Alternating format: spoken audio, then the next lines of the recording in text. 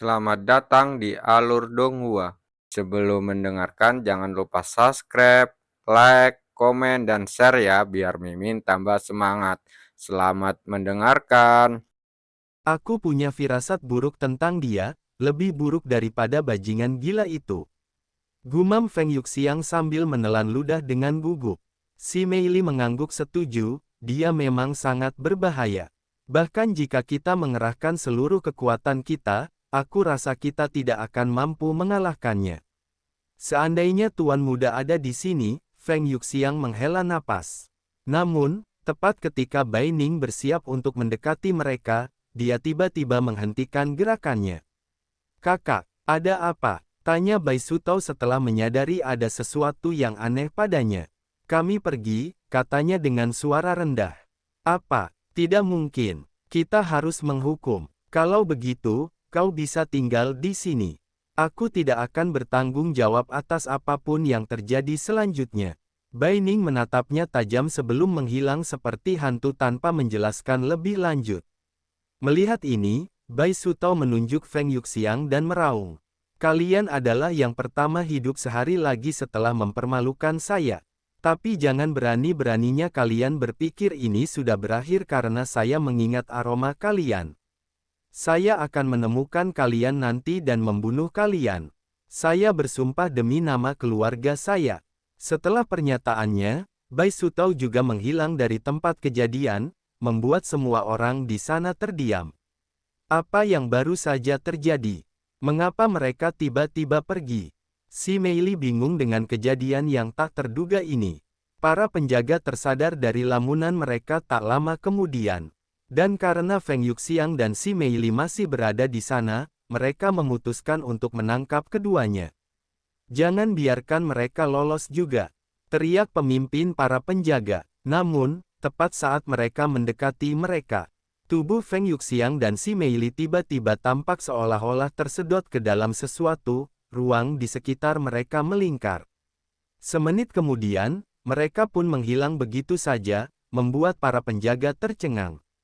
"Sial, sial, sial!" Pemimpin para penjaga menghentakkan kakinya ke tanah dengan marah sebelum memerintahkan yang lain. "Aku ingin setengah dari kalian mengejar mereka. Aku tidak peduli apakah mereka meninggalkan kota atau tidak.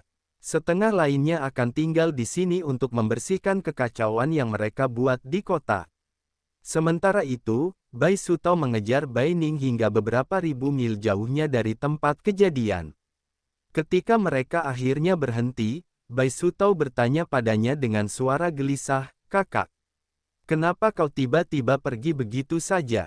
Kau bisa dengan mudah membunuh bajingan-bajingan yang menghina Raja Abadi itu." Bai Ning tiba-tiba berbalik dan menamparkan wajahnya, membuatnya terlempar seperti boneka kain. "Kau berani meninggikan suara padaku? Apa kau mencari kematian?" ejeknya. Dia menoleh ke langit dan bergumam beberapa saat kemudian. "Kita sedang diawasi oleh seseorang di ranah kenaikan dewa. Jika kita tinggal di sana sedikit lebih lama, orang itu mungkin akan menyerang kita." "Hah? Kenapa seseorang di level itu menyerang kita?" Bai Sutao mengungkapkan keterkejutannya setelah berdiri kembali. "Mungkin ini ada hubungannya dengan dua orang yang kau ajak bertengkar itu," katanya dengan tenang. "Aku tidak memulai pertengkaran dengan mereka. Merekalah yang memulai pertengkaran denganku dengan mengejek keluarga kita dan Raja Abadi." Bai Sutao panik. "Kau benar-benar menganggapku bodoh, dasar bajingan playboy. Mengenalmu dan kecenderunganmu, kau pasti marah ketika mereka menolak mengikutimu. Ini bukan pertama kalinya hal seperti ini terjadi." Bai Sutao mencoba membuat alasan lain, tetapi ia langsung dipotong oleh Bai Ning. "Kau bahkan menghancurkan sebuah kota dan membunuh orang-orang yang tidak bersalah. Jangan berpikir kau akan lolos begitu saja. Begitu kita kembali ke rumah, ayah akan menghukummu sesuai dengan perbuatanmu." Tubuh Bai Sutao gemetar ketakutan mendengar kata-katanya, tetapi kebenciannya terhadap Feng Yuxiang dan si Meili justru semakin bertambah. Karena ia masih menyalahkan mereka atas keadaan yang dialaminya saat ini. "Aku bersumpah aku tidak akan berhenti sampai aku membuat kalian jalang membayar." teriaknya dalam hati. Sementara itu, Feng Yuxiang dan si Meili telah diteleportasi ke lokasi lain. Senior, Feng Yuxiang menyadari mengapa harimau putih surgawi tiba-tiba pergi. Ketika dia melihat Dong Ye berdiri di hadapannya. Terima kasih telah menyelamatkan kami. Jika bukan karena Anda, kami mungkin sudah mati di sana. Feng Yuxiang membungkuk kepadanya. Dong Ye menggelengkan kepalanya, seharusnya aku yang meminta maaf atas keterlambatan ini. Aku meninggalkan dunia ini sementara untuk menyelidiki sesuatu. Tapi untuk mencari gara-gara dengan klan abadi harimau putih surgawi, kau sungguh gegabah. Tapi merekalah yang memulai perkelahian itu, si Meili menghela napas. Terlepas dari bagaimana awalnya, mereka akan mengawasimu mulai sekarang, terutama Bai Sutao. Tapi tidak perlu khawatir. Bai Sutao itu orang yang dikenal sebagai pembuat onar, jadi biasanya ada orang yang mengawasinya. Aku sama sekali tidak mengkhawatirkan si bodoh itu, kata Feng Yuxiang. Aku lebih mengkhawatirkan wanita yang bersamanya itu. Si Meili menghela napas. Dong Ye menggelengkan kepalanya dan berkata, sebenarnya, ada hal lain yang seharusnya kau khawatirkan saat ini. Apa itu? Dong Ye menunjuk ke atas mereka, di mana langit tampak gelap secara tidak wajar karena suatu alasan. Apa itu? Tanya si Meili sambil mengangkat alisnya. Tidak mungkin, Feng Yuxiang menelan ludah dengan gugup saat melihat langit. Apakah hanya aku yang merasa itu? Kesengsaraan surgawi. Dong Ye membenarkan kekhawatiran Feng Yuxiang. Hah, kesengsaraan surgawi. Kenapa ada di sini? Bukan kita yang membunuh orang-orang tak berdosa itu. Seru si Meili. Tidak, tetapi kalian memang melanggar aturan surga dengan menjadi kaisar roh. Dan menggunakan kekuatan seperti itu di tempat yang hanya diperuntukkan bagi mereka. Yang berada di bawah ranah kaisar roh, jelas Dong Ye kepada mereka. Alasan mengapa tidak ada kultivator di atas batas yang diberikan kepada setiap dunia. Dan mengapa tidak ada seorang pun di surga atas yang berani turun tanpa izin yang semestinya adalah karena aturan surga. Ketika seseorang melanggar suatu aturan, kesengsaraan surgawi yang tak terhindarkan akan ditimpakan untuk menghukum pelanggar. Dengan tingkat keparahan kesengsaraan ditentukan oleh pelanggaran yang dilakukan individu tersebut. Karena Feng Yuxiang dan si Meili telah menggunakan kultivasi di atas tingkat Raja Roh di surga ketiga. Mereka telah melanggar aturan surga, sehingga mereka berada dalam kesulitan saat ini. Senior, ada yang bisa Anda lakukan? Feng Yuxiang meminta bantuan. Karena ini adalah pertemuan pertamanya dengan kesengsaraan surgawi, wajar jika dia bersikap gugup. Dong Ye menghela napas, ada, tetapi sekaligus juga tidak ada. Aku bisa menghapus kesengsaraan surgawi untukmu kali ini. Tetapi pada akhirnya akan kembali di masa depan, dan akan jauh lebih dahsyat saat itu. Karena itu, kau hanya bisa menghadapinya. Dan dia melanjutkan, jangan khawatir, kejahatanmu tidak terlalu buruk. Kesengsaraan surgawi tidak akan membunuhmu, tetapi akan sedikit menyakitkan. Kita harus menghadapinya. Feng Yuxiang menelan ludah dengan gugup. Jangan khawatir. Aku pernah membaca kisah orang-orang yang menggunakan kesengsaraan surgawi untuk menempa tubuh mereka sendiri. Tidak mungkin seburuk itu, kata si Meili, mencoba menenangkan dirinya sendiri. Dong Ye kemudian berkata, kesengsaraan surgawi akan segera dimulai. Kalian sebaiknya menjaga jarak satu sama lain agar tidak mempersulit keadaan. Aku akan menjaga kalian agar kalian tidak mati. Mereka merasa jauh lebih tenang setelah mendengar kata-kata Dong Ye. Sesaat kemudian, mereka mulai terbang menjauh satu sama lain hingga jarak mereka setidaknya 50 mil. Langit di atas mereka tampak normal selama beberapa saat, seolah-olah mereka telah lolos dari kesengsaraan surgawi. Namun, langit akan kembali gelap setelah beberapa waktu dengan ular-ular biru kecil menari-nari di sekitar awan. Lain kali aku bertemu bajingan gila itu, aku pasti akan membuatnya membayar atas perbuatannya ini. Feng Yuxiang menggertakkan giginya sambil bersiap menghadapi kesengsaraan surgawi. Dia duduk dan memejamkan mata, menjernihkan pikirannya.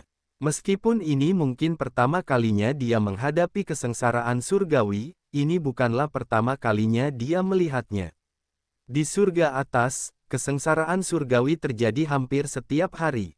Jadi dia telah menyaksikan cukup banyak orang yang melawannya. Banyak orang binasa sebelum kesengsaraan surgawi, tetapi beberapa orang berhasil melarikan diri.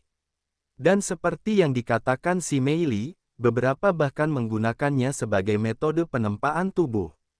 Mereka yang dengan gegabah menghadapi kesengsaraan surgawi akan binasa. Sementara mereka yang tetap tenang dan membiarkan kesengsaraan surgawi menimpa mereka berhasil selamat, kata Feng Yuxiang dalam hati. Akhirnya, di tengah langit yang gelap, kilat yang dahsyat dan tebal menyambar Feng Yuxiang. Dalam sekejap, tanah di sekitar Feng Yuxiang hangus hitam. Dan tampak seolah-olah sebuah bom telah dijatuhkan di daerahnya.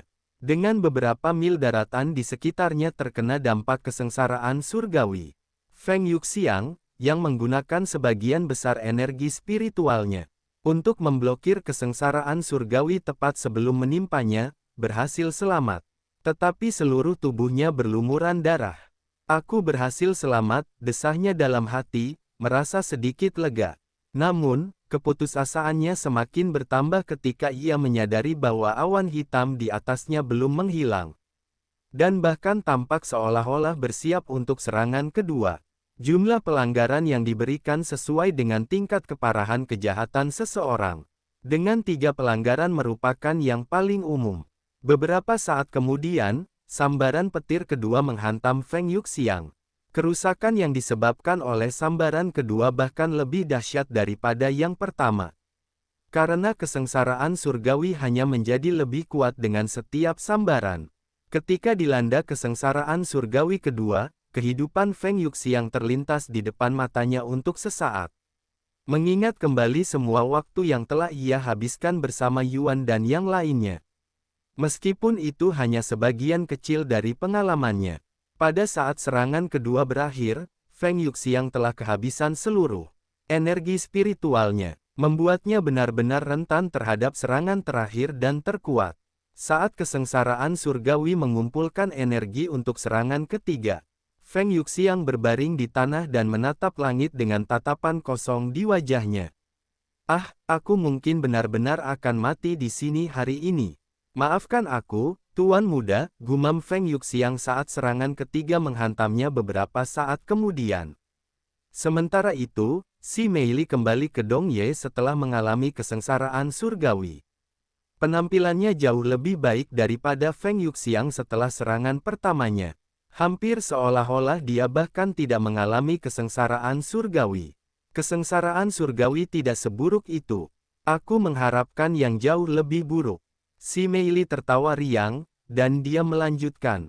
Sekarang aku mengerti mengapa beberapa orang menggunakannya untuk melatih tubuh mereka.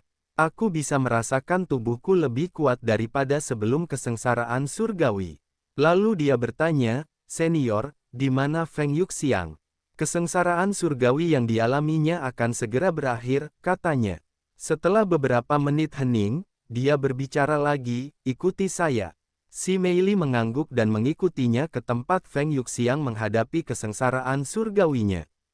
Ketika mereka tiba, mata si Mei Li membelalak kaget saat ia menatap kehancuran yang jauh melebihi apa yang pernah ia alami. Apa yang sebenarnya terjadi di sini? Apakah ini disebabkan oleh kesengsaraan surgawi? Tidak mungkin, kan? Si Mei Li menoleh ke arah Dong Ye untuk meminta jawaban. Dia mengangguk dan menjelaskan, kekuatan kesengsaraan surgawi seseorang bergantung pada 2 faktor utama. Beratnya pelanggaran mereka dan kekuatan pribadi mereka. Anda mungkin seorang kaisar roh, tetapi kekuatan sejati Feng Yuxiang jauh lebih besar. Karena itulah terdapat perbedaan dalam kesengsaraan surgawi Anda. Tunggu, tapi itu hanya jika dia memiliki kekuatan aslinya, kan? Tidak mungkin dia bisa bertahan dari kesengsaraan surgawi yang begitu dahsyat. Dengan kemampuannya saat ini karena kutukan itu. Sayangnya, surga tidak memperhitungkan detail-detail kecil seperti itu. Dong Ye menghela napas. Lalu apa yang terjadi padanya? Jangan bilang dia meninggal. Aku tidak bisa merasakan kehadirannya. Si Meili mulai panik ketika menyadari hal ini. Dia belum mati, tapi Dong Ye menunjuk ke sebuah benda yang tergeletak di tanah di pusat kehancuran. Apa itu? Si Meili menatap objek berbentuk oval di kejauhan dengan ekspresi sangat bingung di wajahnya. Benda itu berwarna merah dan dipenuhi simbol-simbol emas, ukurannya sebesar semangka. Tetapi yang terpenting adalah bentuknya, karena menyerupai telur. Apa kau mencoba mengatakan padaku bahwa itu Feng Yuxiang? Bagaimana bisa? Seru si Meili beberapa saat kemudian. Si Meili mendarat di depan telur merah itu, tetapi dia tidak berani menyentuhnya. Apakah ini benar-benar Feng Yuxiang? Bagaimana hal seperti ini bisa terjadi? Apakah dia baik-baik saja? Dia menatap Dong Ye untuk mendapatkan jawaban lebih lanjut. Dong Ye mengangguk dan menjawab, dia baik-baik saja. Saat ini dia sedang dalam tahap pemulihan yang terjadi ketika seekor phoenix berada di ambang kematian. Itu adalah garis pertahanan terakhir mereka. Selama dalam kondisi ini, dia akan terlindungi oleh cangkang itu sampai dia pulih sepenuhnya. Dengan demikian, ini bukanlah sesuatu yang bisa dilakukan oleh phoenix biasa. Hanya mereka yang memiliki garis keturunan yang kuat yang mampu melakukan hal seperti ini. Sebagian besar mereka yang terkait dengan keluarga kerajaan. Berapa lama waktu yang dibutuhkan agar dia pulih? Tanya si Meili kemudian. Sayangnya, sulit untuk mengatakannya.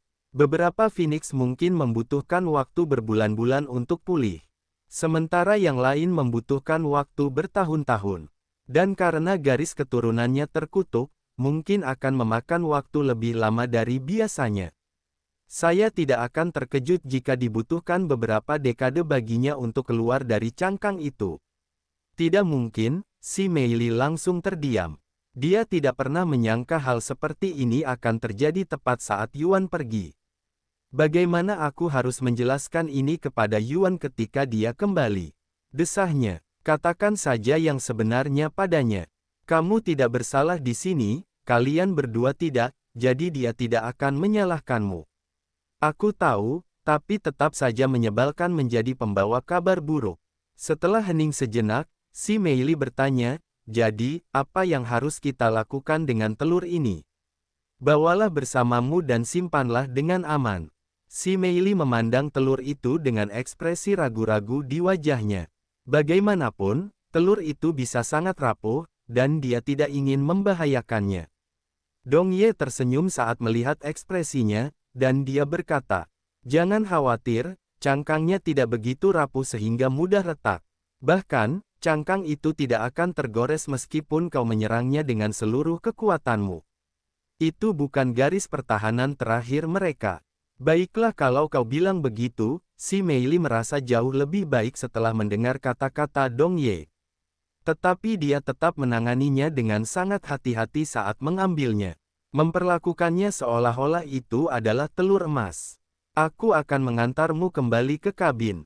Di mana kau bisa memulihkan tenagamu sampai tuanku kembali, kata Dong Ye padanya beberapa saat kemudian. Si Meili mengangguk, dan mereka menghilang begitu saja tak lama kemudian. Sementara itu, kota itu dilanda kepanikan setelah kejadian tersebut. Sebagian besar kota hancur akibat peristiwa itu, dan ratusan orang tewas. Tian Xuyin dan Tian Xianzu berdiri di luar rumah mereka, memandang kehancuran yang terbentang di hadapan mereka. Astaga, seandainya pertempuran itu terjadi satu blok lebih dekat, rumah kami pasti juga akan hancur. Tian Xuyin bergumam dengan suara linglung. Apa sebenarnya yang terjadi di luar sana? Tian Xianzu menghela napas. Kembali ke kabin, si Meili bertanya kepada Dong Ye. Bisakah kau ceritakan sedikit lebih banyak tentang klan abadi? Siapa sebenarnya mereka? Sebenarnya tidak banyak yang bisa dikatakan tentang mereka. Mereka hanyalah sekumpulan binatang arogan yang berkeliaran dengan nama Raja Abadi di belakang punggung mereka. Karena leluhur mereka mengabdi kepadanya. Dalam hal pengaruh, mereka setara dengan 4 keluarga kuno dan keluarga kerajaan. Tentu saja, mereka juga cukup kuat, terutama klan Harimau Putih Surgawi. Kekuatan terbesar mereka adalah, kekuatan mereka sendiri, bahkan bisa menyaingi naga. Jadi leluhur mereka mengabdi kepada dinasti Yuan. Tanya si Meili untuk meminta klarifikasi. Memang benar, leluhur harimau putih surgawi adalah salah satu dari 9 binatang tertinggi yang mengikuti Raja Abadi. Dia adalah orang yang sangat setia yang akan mengutamakan Raja Abadi di atas segalanya dalam hidupnya. Jika Raja Abadi menyuruhnya melompat dari jembatan, dia akan melakukannya tanpa ragu-ragu. Beberapa orang bahkan menyebutnya terlalu obsesi. Serius, jika itu benar, keturunannya pasti mengalami kemerosotan yang cukup parah. Si Meili menggelengkan kepalanya sambil mengingat kepribadian Bai Sutao. Klan Abadi dulunya sangat berbeda, ras binatang dengan kebanggaan sejati akan warisan mereka. Namun, saat ini, mereka hanyalah sekelompok bajingan egois yang menyalahgunakan nama Raja Abadi untuk keuntungan mereka sendiri. Dan mereka semakin buruk dari generasi ke generasi. Yuan pasti tidak akan senang mendengar ini, si Meili menghela napas. Tuan mungkin akan marah, terutama setelah ia sepenuhnya pulih ingatannya. Dong Ye memejamkan mata dan mengingat hubungan Raja Abadi dengan para pengikutnya, lalu menghela napas dalam hati. Lagi pula, sudah waktunya aku pergi lagi. Aku akan kembali saat Tuan kembali, kata Dong Ye tiba-tiba. Baiklah, sekali lagi, terima kasih telah menyelamatkan kami. Si Meili mengangguk. Setelah Dong Ye meninggalkan kabin, si Meili membaringkan Feng Yuxiang di tempat tidur dan menyelimutinya seperti sarang. Kemudian, dia duduk di lantai kayu dan mulai berlatih untuk memulihkan luka-lukanya. Seminggu berlalu begitu cepat. Selama waktu itu, si Meili tidak berhenti berlatih kultivasi sedetik pun. Dan Feng Yuxiang tetap tak bergerak di atas tempat tidur. Kota yang telah hancur akibat ulah Bai Sutao itu kini telah dibersihkan dan sedang dalam proses pemugaran. Di bumi, Yuan menghabiskan sebagian besar waktunya di kamar tidur bersama Mei Xiu dan Chu Liuxiang. Hanya sesekali keluar untuk berlatih tanding dengan Li Jinxi.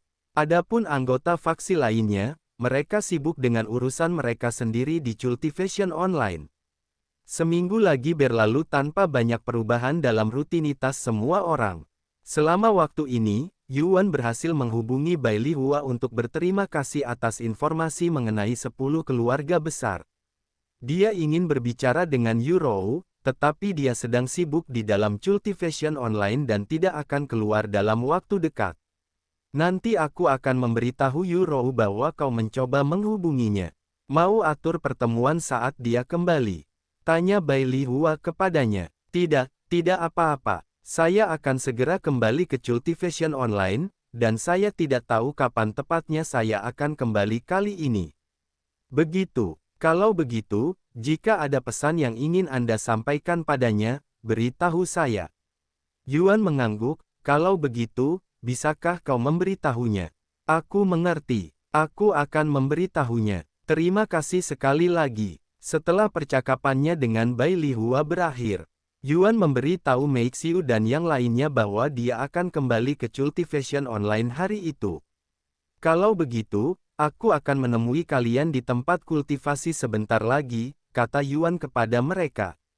Mei Xiu, Chu Liuxiang, dan Li Jinxi mengangguk sebagai tanda setuju sebelum kembali ke kamar mereka. Setelah kembali ke kamarnya, Yuan meletakkan konsol di atas kepalanya dan memasuki Cultivation Online. Apa yang terjadi di sini? Yuan mengangkat alisnya dengan bingung ketika melihat bangunan-bangunan di sekitarnya sedang diperbaiki. Kau belum dengar? Seorang pejalan kaki mendengar gumamannya dan berkata, pertempuran besar antara beberapa kultivator kuat terjadi di tengah kota ini sekitar 2 minggu lalu. Menghancurkan sepertiga kota dan menewaskan ratusan orang tak berdosa. Tepat setelah aku pergi istirahat. Sungguh sial. Yuan menghela napas, karena dia mungkin bisa melakukan sesuatu untuk mencegahnya. Para pelaku juga tidak pernah tertangkap, karena mereka menghilang begitu saja seperti hantu saat para penjaga mengepung mereka. Terima kasih atas informasinya. Tanpa lagi memperhatikan kejadian-kejadian tersebut, Yuan mencoba memberi tahu Feng Yuxiang tentang kepulangannya. Feng Feng, aku kembali. Kalian di mana? Namun, Feng Yuxiang tidak memberikan respons meskipun sudah menunggu selama beberapa menit. Awalnya Yuan tidak merasa ada yang aneh karena dia masih bisa merasakan kedekatannya dengan wanita itu. Apakah dia pergi begitu jauh sehingga dia tidak bisa mendengarku hanya dalam 2 minggu? Kemana sebenarnya mereka pergi? Gumamnya dalam hati. Yuan mencoba menghubungi Feng Yuxiang lagi, tetapi karena tidak mendapat respons, dia memutuskan untuk mengunjungi keluarga Tian terlebih dahulu. Wanita tua itu kembali membukakan pintu, tetapi dia langsung mempersilakan pria itu masuk ke rumah mereka. Silakan tunggu di ruang tamu. Saya akan memanggil Tuan. Terima kasih. Beberapa saat kemudian, Tian Xuyin memasuki kamar tamu. Di mana senior? Tanya Yuan dengan nada sedikit khawatir. Dia kembali ke sekte lebih dulu. Aku akan segera kembali bersama Yanyu. Oh, baguslah. Kukira dia terlibat dalam insiden 2 minggu lalu. Kita hampir terjebak di dalamnya. Jika mereka bertarung 1 blok lebih dekat ke rumah kita tidak akan berada di sini sekarang. Pertarungan antara Raja Roh di tengah kota. Aku tidak bisa membayangkan bajingan gila macam apa yang akan melakukan hal gegabah seperti itu. Tian Xuyin menggelengkan kepalanya. Ngomong-ngomong, apa yang kamu lakukan di sini? Saya hanya ingin berbicara dengan Nona Yanyu untuk terakhir kalinya sebelum meninggalkan tempat ini, katanya. Oh, benar, kau memang mengatakan hal seperti itu sebelum pergi terakhir kali. Meskipun dia masih mengurung diri di kamarnya, dia jelas semakin membaik. Aku akan lihat apakah dia sudah siap berbicara denganmu sekarang. Terima kasih. Tian Xuyin kemudian pergi mencari Tian Yanyu di kamarnya. Setelah mengetuk pintu, Tian Xuyin mengumumkan, Yuan datang untuk menemui Anda.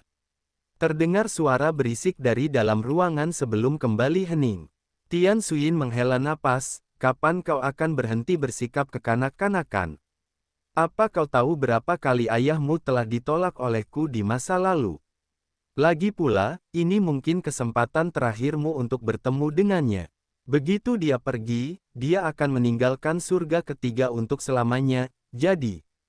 Sebelum Tian Xuyin sempat menyelesaikan kalimatnya, pintu terbuka dengan keras, dan Tian Yanyu keluar dengan ekspresi tegas di wajahnya. Tanpa mengucapkan sepatah kata pun kepada Tian Xuyin, Tian Yanyu berjalan ke kamar tamu, tempat Yuan sedang menunggu. Senang bertemu denganmu lagi. Yuan tersenyum melihat penampilannya. Tian Yanyu mengangguk, dan dia berbicara dengan suara rendah. Maaf karena pergi begitu tiba-tiba waktu itu. Tidak apa-apa, Yuan menggelengkan kepalanya. Lagi pula, aku di sini untuk mengucapkan selamat tinggal hari ini, karena aku akan segera menuju surga keempat. Tian Yanyu menggertakkan giginya setelah mendengar kata-katanya. Dan pikiran untuk tidak bisa melihatnya lagi sangat mengganggu hatinya hingga membuatnya merasa sakit. Setelah hening sejenak, Tian Yanyu berbicara dengan suara lembut namun tegas. Aku mungkin belum pantas saat ini. Tetapi aku bersumpah bahwa aku akan menjadi seseorang yang pantas berada di sisimu saat kita bertemu lagi. Lalu dia membungkuk kepadanya dan melanjutkan, terima kasih untuk segalanya, Yuan. Aku akan mengingatnya seumur hidupku. Karena tidak yakin bagaimana harus menanggapinya, Yuan hanya bisa mengangguk diam-diam sebagai tanda mengerti. Sesaat kemudian, Tian Yanyu berbalik dan berjalan pergi, kembali ke kamarnya. Mari kita kembali ke sekte secepat mungkin, Ibu, kata Tian Yanyu kepada Tian Xuyin di lorong. Tian Xuyin mengangguk, kita bisa berangkat besok pagi. Kalau begitu, aku akan berkemas. Setelah Tian Yanyu menghilang ke kamarnya, Tian Xuyin kembali ke kamar tamu. Kalau begitu, saya permisi dulu, kata Yuan sambil bersiap pergi. Jaga diri baik-baik, kata Tian Xuyin kepadanya saat ia meninggalkan gerbang depan rumah mereka. Saat Yuan berjalan menjauh dari kediaman keluarga Tian, sesosok muncul di hadapannya seperti hantu. Selamat datang kembali, tuanku. Dong Ye membungkuk kepadanya dengan hormat. Waktunya tepat sekali. Aku memang akan meneleponmu sebentar lagi, kata Yuan. Apakah Anda punya misi lain untuk saya? Dia mengangguk, ya, dan yang ini cukup penting. Dong Ye mengangguk, aku mengerti. Namun, ada sesuatu yang harus kau ketahui segera. Ada apa? Yuan merasa tidak enak saat melihat ekspresi Dong Ye. Ini ada hubungannya dengan pelayanmu, Feng Yuxiang. Yuan mengerutkan kening mendengar itu, dan dia bertanya, apakah sesuatu terjadi padanya? Akan jauh lebih mudah dijelaskan jika kau melihat situasinya sendiri. Aku akan segera membawa kita ke kabin. Dong Ye melambaikan lengan bajunya, memindahkan mereka berdua ke kabin melalui teleportasi. Ketika mereka tiba di luar kabin, si Mei Li terlihat berdiri di dekat pintu. Apa kau baik-baik saja, Mei Li? Yuan bertanya padanya karena dia tahu bahwa Mei Li telah bersama Feng Yuxiang sebelum dia pergi. Dia mengangguk, ya, benar. Tapi Feng Yuxiang, dia. Begitu mereka memasuki kabin, Yuan melihat sekeliling ruangan dengan wajah bingung. Karena dia berharap melihat Feng Yuxiang, tetapi hanya ada sebutir telur yang tergeletak di atas tempat tidur. Di mana Feng Feng? Tanyanya. Si Mei Li menunjuk telur di atas tempat tidur dan menjawab, dia ada di sana. Gumam Yuan dengan linglung dan ekspresi bingung di wajahnya. Telur ini milik Feng Feng. Bagaimana mungkin? Yuan mendekati telur itu dan memeriksanya dengan lebih saksama. Dan benar saja, dia bisa merasakan hubungannya dengan Feng Yuxiang di dalam telur itu, meskipun agak samar. Bagaimana ini bisa terjadi? Dia menoleh ke arah si Mei Li. Si Mei Li menghela napas dan mulai menjelaskan seluruh situasi kepadanya. Begini, tak lama setelah kau pergi, kami berkelana di kota dan didekati oleh seseorang dari klan abadi, klan harimau putih surgawi. Orang itu ingin kami menghabiskan waktu bersamanya, tetapi kami menolak. Satu hal berlanjut ke hal lain, dan akhirnya kami bertarung dengan orang itu. Orang ini sangat kuat sehingga bahkan ketika bekerja sama, kami tidak bisa mengalahkannya. Situasinya menjadi kacau, dan akhirnya kami membuka segel kultivasi kami hingga melampaui Raja Roh. Namun, karena hanya Raja Roh dan yang di bawahnya yang diizinkan masuk ke surga ketiga, kami pada dasarnya telah melanggar aturan surga, yang memicu kesengsaraan surgawi. Aku berhasil selamat dari kesengsaraan itu, tetapi Feng Yuxiang tidak seberuntung itu. Karena kesengsaraannya jauh lebih dahsyat daripada milikku. Karena menghitung kekuatan sejatinya meskipun kekuatannya telah ditekan.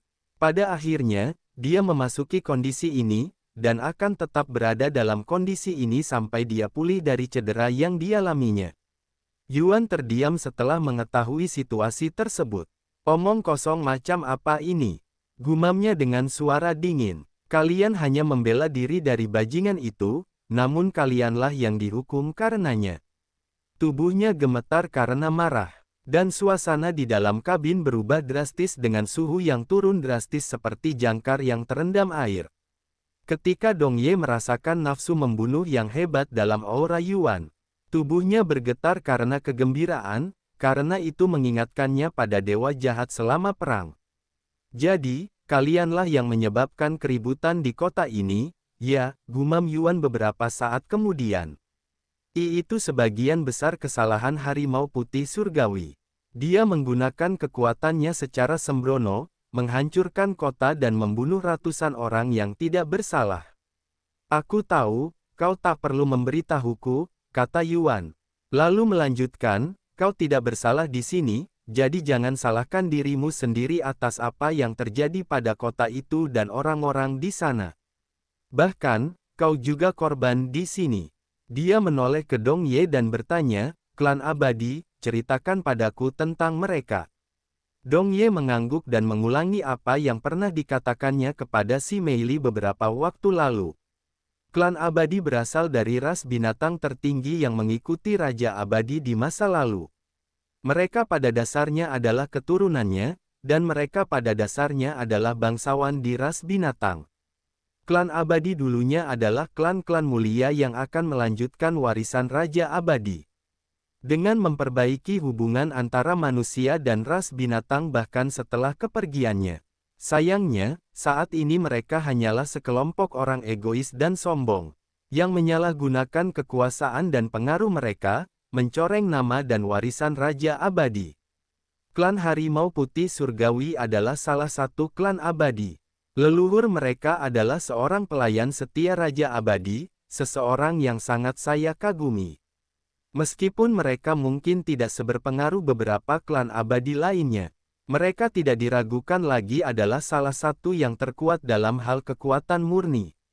Yuan mengangguk dan menanyakan detail lebih lanjut. Apa yang bisa kau ceritakan tentang bajingan yang menyerang mereka? Namanya Bai Sutao. Dia anak keenam tertua dari lebih dari 50 bersaudara di klan. Dia cukup terkenal di surga sebagai pembuat onar nomor 1 di klan Harimau Putih Surgawi. Dan seorang playboy mesum yang mengejar setiap wanita cantik yang ditemuinya. Dalam hal kekuatan, dia menempati peringkat ketiga terkuat di antara saudara-saudaranya. Garis keturunannya sangat murni, hanya kedua tertua dalam keluarga. Sehingga klan sangat menghargainya dan mengabaikan banyak perbuatannya. Kultivasinya saat ini ditekan hingga Raja Roh, tetapi kultivasi sejatinya berada di tingkat 1 kenaikan abadi. Dia mengkultivasi teknik rahasia klan Harimau Putih Surgawi, yang hanya dapat diajarkan kepada mereka yang memiliki garis keturunan kuat. Dong Ye berbicara tentang Bai Sutao secara sangat rinci. Seolah-olah dia telah menyelidiki Bai Sutao secara mendalam selama bertahun-tahun. Lalu di mana aku bisa menemukannya? Tanya Yuan pada akhirnya. Aku akan mencarinya jika itu perintahmu, kata Dong Ye. Silakan, aku tidak akan meninggalkan surga ketiga sampai aku membuatnya membayar atas perbuatannya. Yang telah menyakiti teman-temanku yang berharga. Tuanku, Dong Ye tampak sedikit khawatir setelah mendengar kata-katanya. Kenaikan abadi, seberapa tinggi levelnya dibandingkan dengan Raja Roh? Tanya si Meili tiba-tiba. Itu berarti 12 alam besar utuh. Di atas Raja Roh adalah Kaisar Roh, kemudian Penguasa Roh, dan terakhir, Pencerahan Roh. Setelah Pencerahan Roh adalah alam ilahi, yang terdiri dari 9 alam terpisah. Ini juga yang oleh kebanyakan orang di surga atas disebut sebagai awal sejati kultivasi. Di akhir alam ilahi adalah alam kenaikan abadi. Dan hanya setelah kenaikan abadi seseorang dapat dianggap sebagai kultivator abadi. Itu banyak sekali alam. Si Meili terdiam. Dong Ye mengangguk, itulah mengapa saya sangat menyarankan agar Anda tidak mendekati Bai Sutao sekarang, tuanku. Meskipun Anda mungkin memiliki keunggulan dengan kultivasinya yang terpendam, Anda tidak akan memiliki kesempatan melawannya jika dia sedikit saja serius. Yuan tetap teguh dan bergumam, jadi aku punya peluang bagus untuk membunuhnya sebelum dia membuka segel kekuatannya, ya. Itu sudah cukup bagiku. Mata Dong Ye membelalak mendengar kata-katanya dan dengan cepat menjawab. Tuanku, sampai Anda memiliki cukup kekuatan untuk menghadapi seluruh klan Harimau Putih Surgawi. Anda sebaiknya menahan diri untuk tidak melakukan sesuatu yang begitu drastis dan gegabah. Saya mengerti bahwa Anda marah, tetapi bahkan saya pun tidak akan mampu melindungi Anda. Jika klan Harimau Putih Surgawi benar-benar mengejar Anda karena telah membunuh anak kesayangan mereka. Mereka sekuat itu. Yuan mengerutkan kening. Ya, mereka mungkin tidak semulia sebelumnya, tetapi mereka jelas sama kuatnya. Membunuh Bai Sutao tidak hanya akan membahayakan nyawa Anda sendiri, tetapi juga teman-teman Anda. Yuan memejamkan matanya untuk merenungkan kata-kata Dong Ye. Sesaat kemudian, dia membuka matanya, yang berkedip dengan cahaya yang ganas, dan bergumam. Dengan kata lain, aku bisa melakukan apa saja kecuali membunuhnya secara langsung, kan? Apa yang kau rencanakan? Tanya Dong Ye setelah menelan ludah dengan gugup. Jangan khawatir, temukan Bai Sutao, ucapnya dengan nada memerintah. Dong Ye menghela napas dalam hati, tetapi dia tidak bisa menolak perintah Yuan dan mengangguk, aku mengerti. Aku akan menemukan Bai Sutao sebelum akhir hari. Beberapa waktu kemudian, Yuan bertanya, berapa lama dia akan tinggal di dalam telur itu. Sampai dia pulih sepenuhnya dari luka-lukanya, yang bisa memakan waktu berbulan-bulan bahkan bertahun-tahun. Dan karena garis keturunannya dikutuk, kemungkinan akan memakan waktu bertahun-tahun, jelas Dong Ye. Bertahun-tahun, Yuan menggertakkan giginya karena frustrasi setelah mengetahui bahwa mungkin butuh bertahun-tahun sampai dia bertemu Feng Yuxiang lagi. Karena tidak ingin menunggu terlalu lama, dia bertanya, apakah ada yang bisa kita lakukan untuk mempersingkat waktu tersebut, membantunya pulih lebih cepat? Ada satu cara, karena kau adalah Raja Abadi, darahmu seharusnya bisa membantunya pulih lebih cepat, sekaligus melemahkan kutukannya, kata Dong Ye. Meskipun begitu, Anda sebaiknya tidak memberikan terlalu banyak darah Anda kepadanya. Karena hal itu justru dapat memberikan efek sebaliknya dan memengaruhinya secara negatif. Berapa banyak darah yang harus saya berikan padanya? Beberapa tetes seminggu sekali sudah cukup. Oke, Yuan tanpa ragu langsung memberikan beberapa tetes darahnya kepada Feng Yuxiang. Saat darahnya menyentuh permukaan telur, simbol-simbol emas di sekitarnya memancarkan cahaya redup. Dan darahnya terserap ke dalam cangkang seolah-olah sedang dikonsumsi.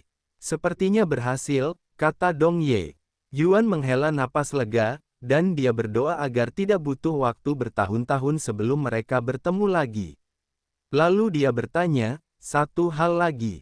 Bolehkah saya membawanya bersama saya saat bepergian? Dong Ye mengangguk, tentu saja. Namun, jika Anda ingin membawanya dengan aman, Anda memerlukan cincin spasial khusus yang dapat menyimpan makhluk hidup di dalamnya. Untungnya, saya kebetulan memiliki sesuatu seperti itu. Dia kemudian mengambil cincin spasial dan menawarkannya kepada Yuan. Ini adalah cincin spasial agung. Tidak seperti cincin spasial biasa, cincin ini memiliki seluruh dunia di dalamnya. Memungkinkan Anda untuk membawa makhluk hidup.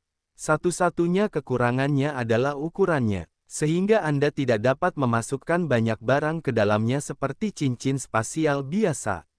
Bahkan cincin spasial agung terbesar sekalipun tidak akan memiliki kapasitas sebanyak cincin spasial. Atau kantung penyimpanan berukuran sedang. Cincin ruang agung ini memiliki ruang yang cukup untuk menampung Feng Yuxiang dan dua orang lainnya. Terima kasih untuk ini. Yuan menerima cincin ruang agung.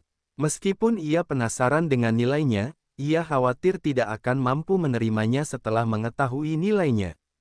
Tuanku, Dong Ye memanggilnya. Ya, ketika Yuan menatapnya, Dong Ye tiba-tiba menundukkan kepala dan berbicara dengan suara tulus. Aku benar-benar minta maaf atas ketidaknyamanan ini. Jika Situarenta tak berguna ini muncul sedikit lebih awal, teman-temanmu yang berharga tidak akan terluka.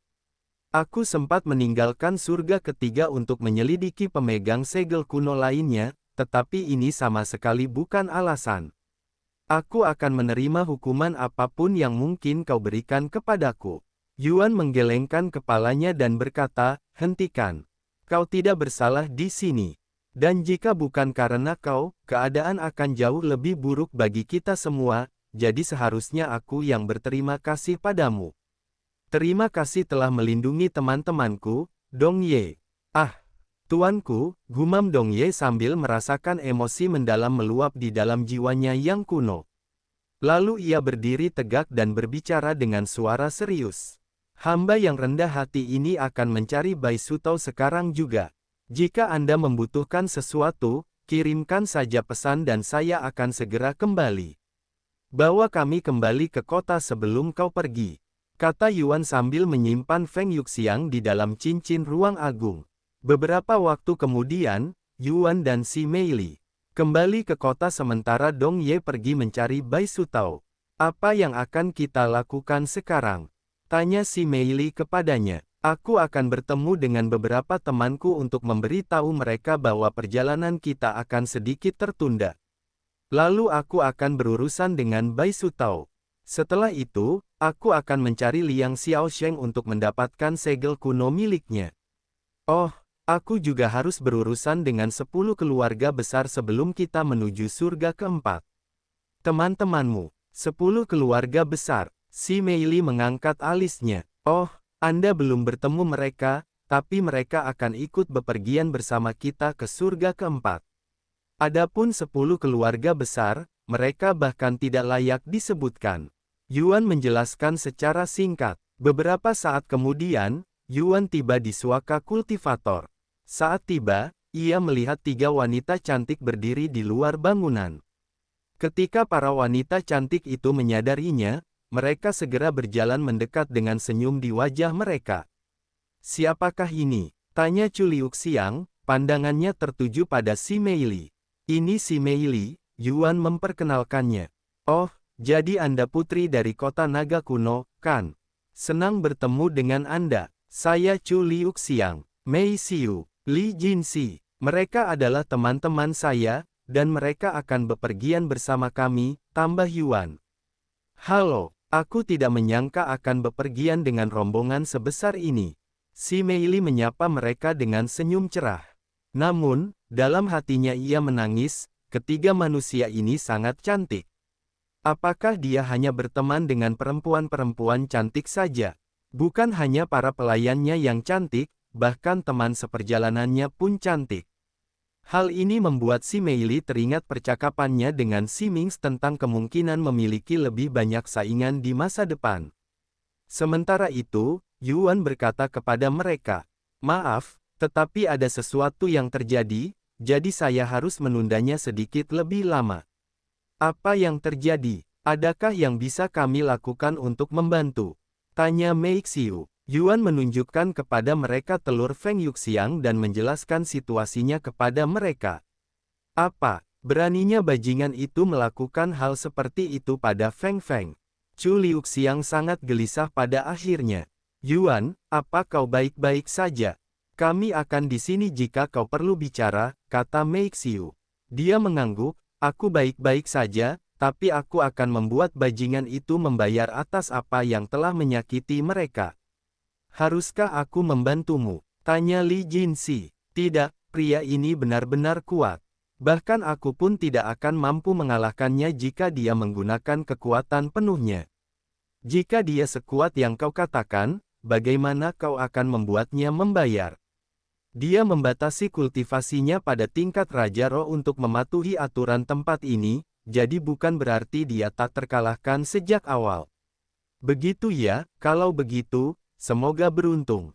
Sesaat kemudian, suara Dongye bergema di benak Yuan, "Tuanku, saya telah menemukan Bai Sutao." Mata Yuan berbinar penuh intensitas saat dia bertanya, "Di mana dia?" Setelah mendengar bahwa Dongye telah menemukan Bai Sutao, Yuan langsung bertanya, "Di mana dia?" "Dia berada sekitar 30.000 mil jauhnya di sebuah kota bernama East Victory," kata Dongye. Yuan kemudian berkata kepada Mei Xiu dan yang lainnya, "Aku baru saja menerima kabar tentang lokasi Bai Sutao, jadi aku akan segera menuju ke sana. Xiao Hua dan Ying Ying, tetaplah di sini bersama mereka. Aku tidak ingin kalian terlibat." Xiao Hua dan Lan Yingying meninggalkan tubuhnya setelah mendengar kata-katanya. "Kau yakin, Kakak Yuan? Aku bisa ikut denganmu kalau-kalau?" tanya Xiao Hua dengan suara sedikit khawatir. Karena pada dasarnya ia sedang mencari gara-gara dengan seseorang kultivator yang hampir mencapai keabadian. Perbedaan kemampuan mereka begitu besar sehingga bakat sebesar apapun tidak akan membantunya menang. Yuan mengangguk sambil tersenyum tenang, "Jangan khawatir, aku punya beberapa trik jitu. Dan masih ada Dongye yang akan mengawasiku." "Baiklah, hati-hati." Xiao Hua tidak lagi mencoba membujuknya untuk tidak menghadapi Bai Sutao sendirian. "Pastikan kau menghajar bajingan itu habis-habisan, Yuan." Chu Liuxiang menyemangatinya. Yuan menghilang dari pandangan mereka sesaat setelah dipindahkan oleh Dongye. "Tuanku, meskipun saya akan mengawasi Anda, saya tidak akan campur tangan kecuali nyawa Anda terancam dan Anda benar-benar tidak berdaya. Mohon jangan salah paham, karena hal itu akan menempatkan Anda dan teman-teman Anda dalam bahaya yang lebih besar. Jika kehadiran saya terungkap terkait dengan Anda. Lagi pula, aku sudah diburu oleh Kaisar Langit dan anjing-anjingnya. Dan identitas aslimu harus tetap tersembunyi sampai kau cukup kuat. Jangan khawatir, Dongye." Aku mengerti, dan aku hanya perlu kau membawaku keluar dari sana saat aku memberi isyarat. Sesuai perintahmu. Setelah Yuan tiba di kota itu, dia bertanya, Bai Sutao berada di dalam kota itu, benar? Betul. Aku tidak bisa melawannya selagi dia masih berada di dalam kota itu, karena aku tidak ingin mengulangi apa yang terjadi di kota lain. Jika kami berdua bertarung, seluruh kota pasti akan hancur. Adakah cara untuk memancingnya keluar? Yuan merenung keras sambil sedikit mengerutkan kening. Aku bisa membungkusnya di sini, tapi itu tidak mungkin, karena tindakan seperti itu akan meninggalkan auraku padanya. Aku akan memikirkan sesuatu sambil mengamatinya dengan saksama, kata Yuan sambil mendekati kota. Sementara itu, di dalam kota, Bai Sutao mendekati seorang wanita cantik yang menarik perhatiannya dan memperkenalkan diri. Apa kabar, Nyonya? Saya Bai Sutao, dan saya berasal dari surga atas. Apakah Anda ingin minum teh bersama saya? Wanita itu terkekeh dan berkata, surga atas. Ini pertama kalinya aku mendengar kalimat itu sebagai rayuan. Jika kau datang dari langit atas, maka aku adalah istri kaisar. Tentu saja, wanita itu tidak percaya sedetik pun bahwa Bai Sutao berasal dari surga atas. Lagi pula, mengapa seseorang dari surga membuang-buang waktunya merayu wanita di siang bolong? Namun, Bai Sutao tampaknya sama sekali tidak tersinggung dengan reaksinya dan terus tersenyum. Kau tidak percaya padaku. Kalau begitu bagaimana dengan ini? Bai Sutao mengambil sebuah medali dari cincin ruangnya dan menunjukkannya kepada wanita itu. Hanya mereka yang telah diberi wewenang untuk turun yang diberikan medali ini. Apakah kau percaya padaku sekarang? Wanita itu menutup mulutnya saat wajahnya dipenuhi rasa terkejut. Kau benar-benar dari surga atas. Apa yang kau lakukan di sini?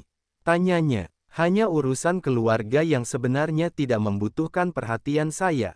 Jadi saya memutuskan untuk keluar sebentar untuk bersenang-senang. Bagaimana, Nona cantik? Apakah Anda punya waktu luang? Wanita itu berpikir sejenak. Sebelum mengangguk, sedikit saja, oke. Bagus. Ikuti aku. Bai Sutao terkekeh sambil menuntun wanita itu ke restoran terdekat. Yuan mengamati seluruh kejadian itu dari kejauhan. Sungguh orang yang luar biasa. Dia menghancurkan sebuah kota dan membunuh ratusan orang tak berdosa belum lama ini. Dan dia sudah kembali merayu gadis-gadis seolah-olah tidak terjadi apa-apa. Yuan terdiam. Setelah beberapa saat mempertimbangkan apa yang harus dilakukannya, Yuan memasuki restoran yang sama. Halo, ada yang bisa saya bantu? Resepsionis itu sedikit terkejut ketika melihat penampilan Yuan, tetapi dia tidak mengatakan apapun tentang hal itu. Saya di sini bersama teman saya. Dia berambut putih dan hitam, dan dia datang ke sini bersama seorang wanita berambut coklat, kata Yuan. Oh, mereka ada di lantai 3. Terima kasih. Yuan mengangguk sedikit sebelum berjalan ke lantai 3. Terdapat beberapa kamar pribadi di lantai 3, semuanya dengan pintu tertutup. Yuan mendekati pintu yang berada di ujung lorong dan membukanya tanpa ragu-ragu. Di dalam, Bai Sutao dan wanita itu mengobrol dengan riang hingga tiba-tiba mereka terganggu. Siapa kau sebenarnya? Bai Sutao langsung menanyai Yuan. Namun, Yuan tidak menanggapi pertanyaannya dan malah tertawa mengejek. Bai Sutao, apakah kau menipu wanita naif lain dengan medali palsumu itu? Harus kuakui, kau benar-benar jenius karena bisa merancang rencana seperti itu. Apa? Wajah wanita itu dipenuhi rasa tidak percaya saat mendengar kata-katanya. Apa-apaan yang kau bicarakan? Medaliku asli. Dan siapa kau sebenarnya? Lepaskan topengmu dan tunjukkan wajahmu.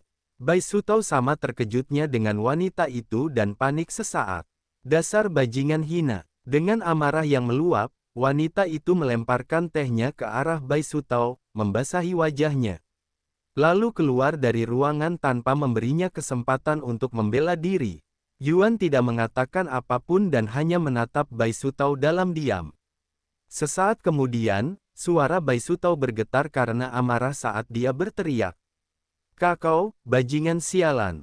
Seluruh tubuhnya gemetar karena amarah saat dia membanting meja, menghancurkannya. Melihat reaksinya, senyum muncul di wajah Yuan yang tertutup topeng. Aku tidak peduli siapa kau, aku bersumpah demi namaku bahwa aku akan mencabik-cabikmu. Dan memberi makan tulang-tulangmu kepada anjing-anjing karena penghinaan ini. Geram Bai Sutao sambil berdiri dan menatap Yuan dengan tatapan penuh niat membunuh. Sepanjang hidupnya, dia belum pernah merasa begitu terhina sebelumnya. Dan apa yang dialaminya dengan Feng Yuxiang dan si Meili tidak ada apa-apanya dibandingkan dengan ini. Sebagai tanggapan, Yuan terkekeh, mencabik-cabikku. Kau bahkan tidak bisa mendekati perempuan dengan benar. Namun kau ingin melakukan sesuatu yang serumit itu. Aku tak sabar melihatmu mencobanya. Wajah Bai Sutao memerah karena marah hingga uap terlihat keluar dari telinganya. Aku akan membunuhmu. Aura Bai Sutao meledak. Namun, sebelum Bai Sutao sempat melakukan apapun, Yuan melarikan diri melalui jendela. Bai Sutao terkejut mendengar ini dan meraung, kau serius? Kau pikir kau mau pergi kemana? Tanpa berpikir panjang, Bai Sutao langsung mengejar Yuan. Saat mengejar Yuan, Bai Sutao tak bisa tidak memperhatikan kemiripan teknik gerakan Yuan. Namun, amarahnya yang membara mencegahnya menyadari bahwa itu adalah teknik yang sama yang digunakan Feng Yuxiang saat mereka bertarung. Hei, kamu agak lambat untuk seekor anjing. Apa kamu terluka di suatu tempat? Mau aku perlambat sedikit? Yuan tiba-tiba menyempatkan diri untuk memprovokasi Bai Sutao di tengah kejar-kejaran mereka. Bai Sutao sangat marah sehingga dia bahkan tidak bisa berkata-kata untuk membalas.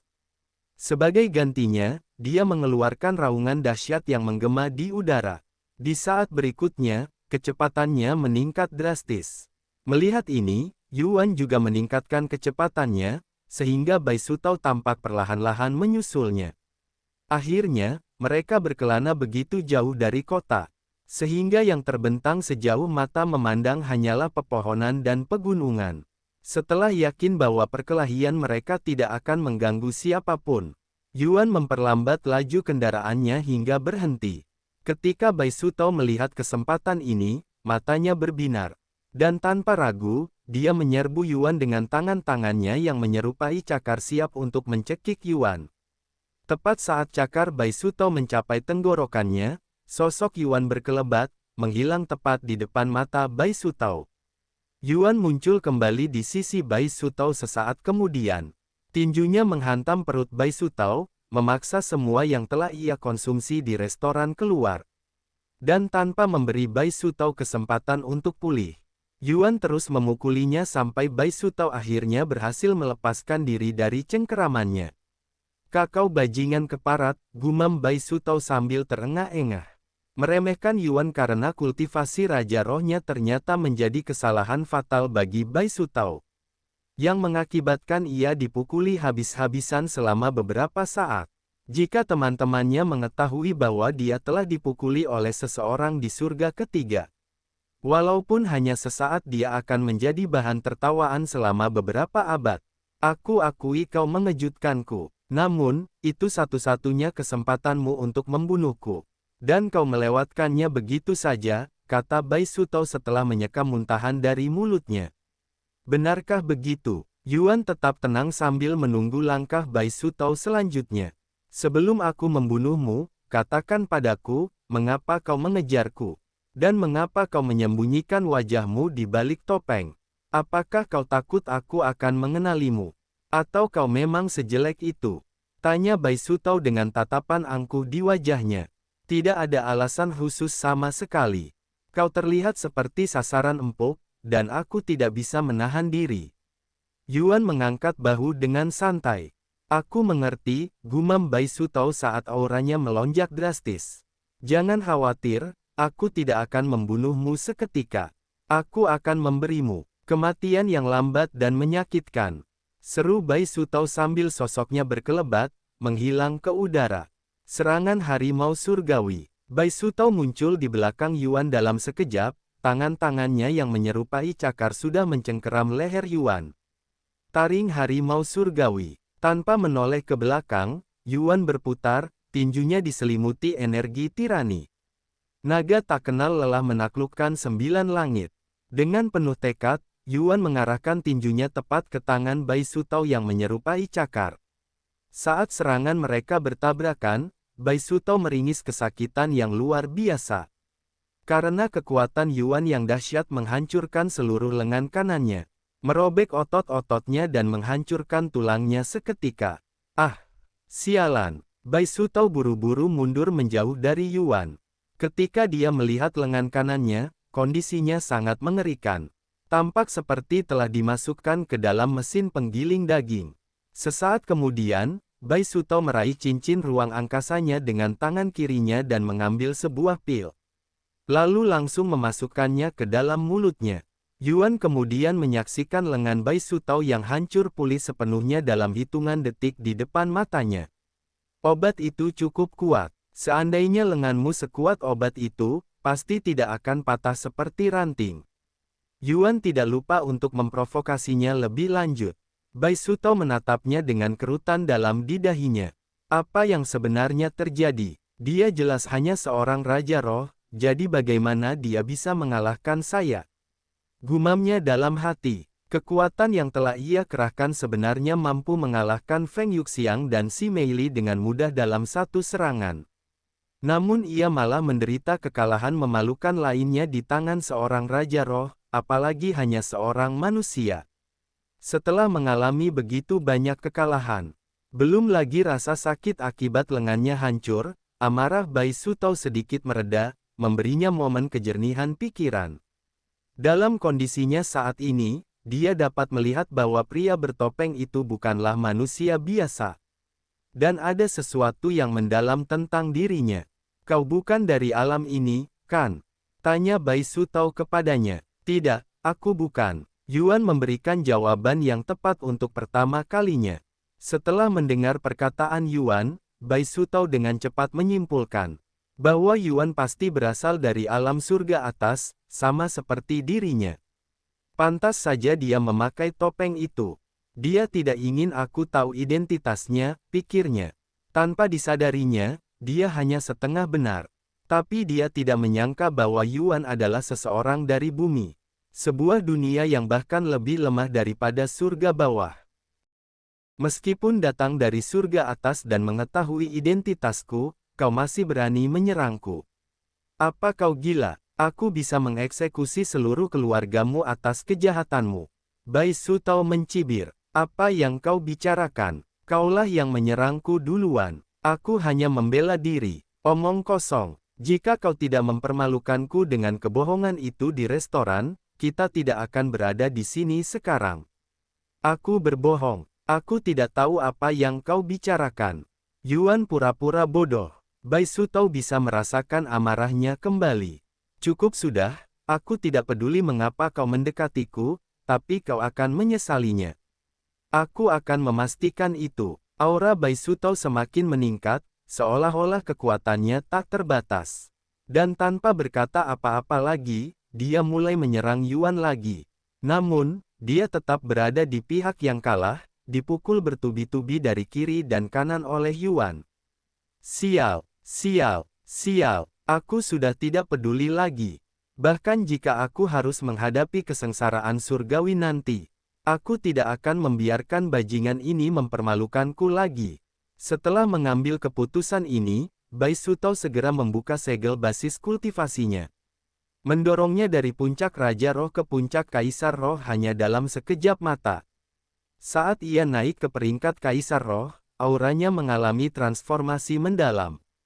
Dan energi spiritualnya melonjak ke langit, memancarkan kehadiran yang kuat yang dilarang di surga ketiga. Dia masih meremehkanku ya? Yuan menyeringai saat menyaksikan transformasi Bai Sutao. Yah, ini tidak bisa lebih sempurna lagi.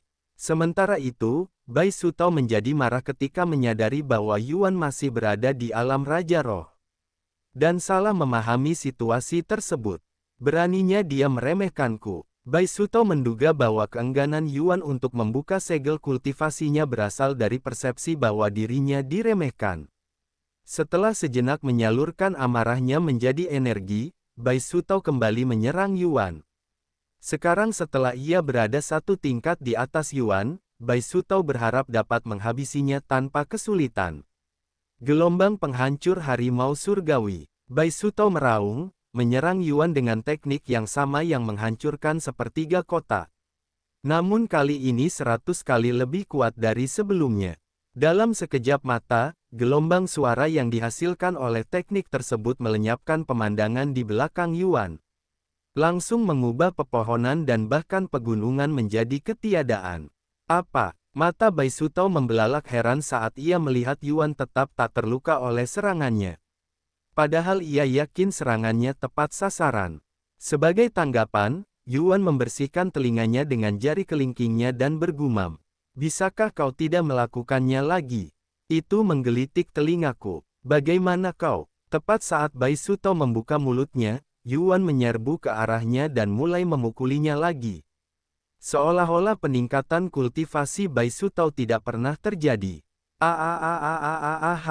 Setelah tersadar dari lamunannya, Bai Sutao melepaskan beberapa belenggu yang mengikatnya, mencapai puncak penguasa roh. Matilah kau bajingan. Lengan Bai Sutao tiba-tiba berubah menjadi lengan harimau. Kemarahan memutus harimau surgawi. Dia melepaskan selusin ayunan cakarnya ke arah Yuan. Setiap ayunan menghasilkan 5 bilah angin dahsyat yang membelah segala sesuatu di jalannya. Kekuatan dan ketajamannya menyaingi aura pedang. Hanya dengan tangan kosong, Yuan mengayunkan tangannya ke arah bilah-bilah angin. Dengan mudah membelahnya menjadi dua seolah-olah dia sedang menebang ranting kecil. Bilah-bilah angin yang terbelah itu terus terbang ke kejauhan. Membelah apapun yang berani menghalangi jalannya semudah memotong tahu. Tidak mungkin, kau ini apa? Bai Sutao tidak percaya. Dia benar-benar tidak percaya bahwa dia masih kewalahan menghadapi Raja Roh sementara dia sendiri adalah penguasa roh. Meskipun ia dapat meningkatkan kultivasinya lebih jauh hingga pencerahan roh, ia ragu untuk melakukannya. Karena kesengsaraan surgawinya akan semakin kuat seiring ia membuka lebih banyak kekuatannya. Dan menggunakan kekuatan pencerahan roh di surga ketiga, akan mengancam bahkan seseorang seperti dirinya selama ia tetap berada di alam ini. Karena meningkatkan kultivasinya bukan pilihan, Bai Sutao memutuskan untuk mengambil tindakan terbaik berikutnya. Aku tidak menyangka akan mengeluarkan ini di tempat seperti ini. Gumam Bai Sutao sambil mengambil sepasang sarung tangan putih yang menyerupai cakar harimau. Sepasang sarung tangan itu memancarkan aura khas yang hanya bisa dikaitkan dengan senjata jiwa. Sebuah perasaan yang sangat dikenal oleh Yuan. Saat mengenakan sarung tangan itu, aura Bai Sutao meroket lebih jauh meskipun kultivasinya tetap sama. Setiap senjata jiwa memiliki serangkaian efeknya masing-masing. Dan sarung tangan itu tampaknya telah meningkatkan statistik Bai Sutao secara substansial. Karena dia setidaknya 3 kali lebih kuat dibandingkan beberapa saat sebelumnya. Yuan mempertimbangkan untuk memanggil Empyrean Overlord miliknya. Tetapi dia khawatir tindakan tersebut dapat mengungkap identitas aslinya. Jadi dia harus memilih antara Steri Abyss atau jiwa naga. Karena aku belum pernah menggunakan jiwa naga sebelumnya. Hampir tidak mungkin untuk mengenali diriku kecuali mereka pergi ke kota naga kuno, pikir Yuan dalam hati. Lalu memanggil jiwa naga beberapa saat kemudian. Cek, jadi kau juga punya senjata jiwa. Meskipun Bai Sutao tidak terkejut bahwa seseorang sekuat Yuan memiliki senjata jiwa, dia berharap itu bukan kenyataan. Apapun itu, bahkan jika kau memiliki senjata jiwa, tidak mungkin itu lebih kuat dari milikku. Yang dulunya milik Dewa Harimau Putih Surgawi sendiri. Seru Bai Sutao sambil menantang Yuan dengan penuh percaya diri. Meskipun dia memanggil senjata jiwanya, Yuan tidak langsung menggunakannya dan masih mengandalkan anggota tubuhnya untuk melawan Bai Sutao. Melihat ini, Bai Sutao bahkan tidak berusaha menghindari tendangan-tendangan itu. Membiarkan tendangan tersebut mengenainya dengan sengaja. Yuan langsung menyadari mengapa Bai Sutao menyingkirkan semua pertahanannya. Karena sepertinya ada baju besi tak terlihat yang melindunginya dan menyerap semua tendangan. Percuma saja, selama aku menggunakan kekuatan tak tergoyahkan binatangku. Tak satu pun seranganmu akan mempengaruhiku. Kau bahkan tidak akan bisa menyentuh sehelai rambut pun di tubuhku sekarang. Ahahaha, Bai Sutao tertawa terbahak-bahak sambil fokus sepenuhnya pada serangan. Langsung menerkam Yuan seperti harimau yang mengamuk. Meskipun serangan awalnya tidak efektif, yang terasa seperti meninju tembok baja, Yuan tetap gigih berusaha menembus pertahanan Bai Sutao. Hahaha, percuma saja, kau boleh terus berjuang, tapi pertahananku tak terkalahkan. Bai Sutao tertawa terbahak-bahak seperti orang gila. Kemarahan memutus harimau surgawi. Tidak hanya pertahanan Bai Sutao yang mengalami peningkatan substansial, tetapi kemampuan menyerangnya juga meroket, bahkan mungkin melampaui pertahanannya yang tangguh. Ada apa? Apa senjata jiwamu hanya untuk pajangan? Bai Sutao memprovokasinya setelah menyadari bahwa dia belum menggunakan senjatanya sekalipun sejak memanggilnya. Kau yakin? Aku tidak ingin secara tidak sengaja membunuhmu, jawab Yuan. Aku ingin melihatmu mencobanya. Bai Sutao menyeringai, dan tiba-tiba berhenti bergerak. Dia merentangkan tangannya dan memberi isyarat, ayo. Aku bahkan akan memberimu kesempatan untuk membunuhku. Yuan menyipitkan matanya ke arah Bai Sutao. Ayo, tunggu apa lagi? Bai Sutao mulai mendekatinya dengan penuh percaya diri yang terpancar di wajahnya. Kalau begitu aku tidak akan bersikap rendah hati. Tanpa ragu-ragu, Yuan mengayunkan jiwa naga ke arah Bai Sutao, tetapi dia tidak mengincar lehernya. Sesaat kemudian, mata Bai Sutao membelalak tak percaya. Ketika jiwa naga menembus baju zirah tak terlihatnya dan memotong lengan kanannya. Apa? Bai Sutao segera menjauhkan diri dari Yuan sebelum mengeluarkan pil lain dan menelannya. Beberapa detik kemudian, lengannya yang terputus beregenerasi sepenuhnya. Yuan lalu menunjuk ke lengannya yang terputus di kejauhan dan berkata, ambil senjata jiwamu. Aku tidak akan menyentuhmu sampai kau melakukannya. Dasar bajingan. Rasa percaya diri di wajah Bai Sutao telah lenyap, dan dia buru-buru mengambil senjata jiwanya, merasa dipermalukan sekali lagi. Sementara itu, Yuan tak bisa menahan rasa kagumnya dalam hati atas penampilan jiwa naga. Ia telah menyerang Bai Sutao tanpa menggunakan teknik apapun barusan, namun dengan mudah memutus lengan Bai Sutao.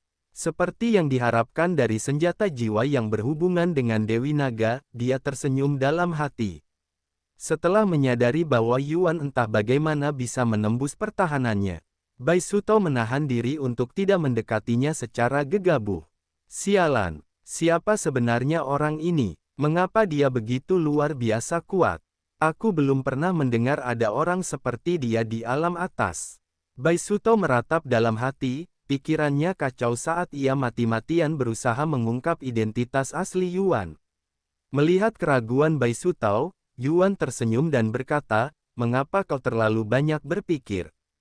Tingkatkan saja kultivasimu lagi. Mungkin kau akan mampu mengalahkanku saat kau mencapai ranah pencerahan roh. Bai Sutao menggertakkan giginya karena frustrasi. Meskipun ia enggan untuk membuka lebih banyak potensi kultivasinya, ia tidak bisa membayangkan mengalahkan Yuan dalam kondisinya saat ini. Apakah aku tidak punya pilihan lain? Sialan, jika aku tidak melakukannya, dia mungkin benar-benar akan membunuhku.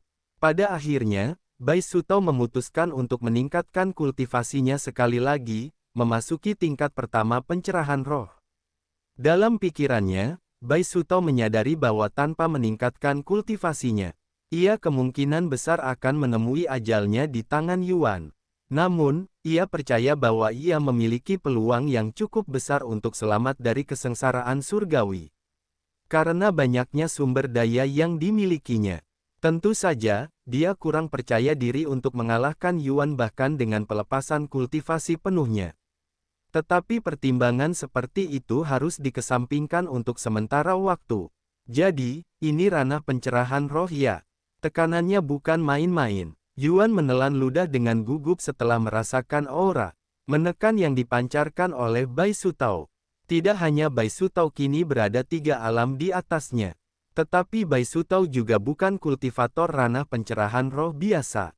Dia berasal dari klan yang tangguh di surga atas dan memiliki tingkat kultivasi sejati yang jauh melampaui pencerahan roh. Sekarang setelah keadaan mencapai titik ini, aku harus serius, atau aku akan mati, pikir Yuan dalam hati. Dia memejamkan mata dan mengingat kembali perasaan yang dia rasakan ketika dia berubah wujud. Kebangkitan naga. Seketika itu juga, rambut hitam Yuan berubah menjadi emas berkilauan. Dan matanya menyala dengan rona emas yang cemerlang. Auranya membengkak, memancarkan kehadiran yang mendominasi. Apa? Mata Bai Sutao membelalak kaget saat melihat transformasi Yuan. Dan dia bergumam dengan nada bingung, kau ternyata seekor binatang buas. Karena selama ini ia percaya bahwa Yuan adalah manusia. Dan tidak menemukan indikasi sebelumnya bahwa Yuan adalah seekor binatang, pengungkapan ini sangat mengejutkannya. Yuan mengarahkan tombaknya ke Bai Sutao, suaranya terdengar dingin dan menusuk saat ia berkata, "Jangan berusaha mati terlalu cepat." Begitu kalimatnya selesai, Yuan langsung menyerang Bai Sutao. Gerakan Yuan begitu cepat sehingga Bai Sutao hampir tidak sempat bereaksi. Dan sebelum dia menyadarinya, kaki kirinya telah terputus dengan rapi. Bai Sutao bahkan tidak sempat mengungkapkan rasa sakitnya sebelum Yuan menyerang lagi, mengincar kakinya yang lain. Bai Sutao dengan cepat menghindari serangan itu. Tetapi meskipun sudah berusaha, tombak Yuan tetap mengenainya, merobek sebagian daging dari kakinya yang lain. Ketika menyadari bahwa kekuatannya masih belum cukup, Bai Sutao tanpa ragu meningkatkan kultivasinya lagi, memasuki tingkat kedua pencerahan roh. Dia juga menelan pil lain, dengan cepat menumbuhkan kembali anggota tubuhnya yang hilang. Melihat hal ini, Yuan semakin memotivasi dirinya. Sekali lagi, Yuan berhasil memutus kaki Bai Sutao. Kali ini, dia memutus kedua kakinya dengan satu ayunan. Bajingan macam apa ini? Bai Sutao mulai panik ketika sepertinya dia akan selalu tertinggal di belakang Yuan. Tidak peduli seberapa banyak dia meningkatkan kultivasinya. Selama beberapa menit berikutnya, Yuan akan memotong anggota tubuh Bai Sutao berulang kali. Menyebabkan puluhan anggota tubuh Bai Sutao berserakan di tanah. Bai Sutao terus-menerus menelan pil untuk memulihkan anggota tubuhnya dan meningkatkan kultivasinya. Hingga mencapai tingkat ke-9 pencerahan roh. Namun, kekuatan mentalnya justru sebaliknya dan memburuk dengan cepat. Pada akhirnya, Bai Sutao tidak tahan lagi dengan siksaan itu dan meledak. "Cukup, aku sudah muak. Aku tidak peduli jika aku mati setelah ini asalkan aku bisa membawamu bersamaku." Dia mengeluarkan raungan terkerasnya hingga saat ini. "Tuanku, Anda harus mundur sekarang." Dia akan melepaskan semua kultivasinya. Dong Ye tiba-tiba memperingatkannya. Yuan mengangguk. Namun, tepat ketika Dong Ye bersiap untuk memindahkan Yuan melalui teleportasi, kehadiran lain muncul di sekitar mereka, dan sebuah suara memerintah menggema sedetik kemudian. "Apa yang kau pikir sedang kau lakukan? Hentikan sekarang juga." Setelah mengenali suara yang familiar, Bai Sutao menghentikan tindakannya dan kembali tenang. "Kakak perempuan," gumamnya dengan suara linglung. Benar saja, Bai Ning muncul di hadapan mereka beberapa saat kemudian. "Atas nama Raja Abadi, apa yang sebenarnya terjadi di sini?" Dia menatap Bai Sutao dengan tajam, menuntut jawaban.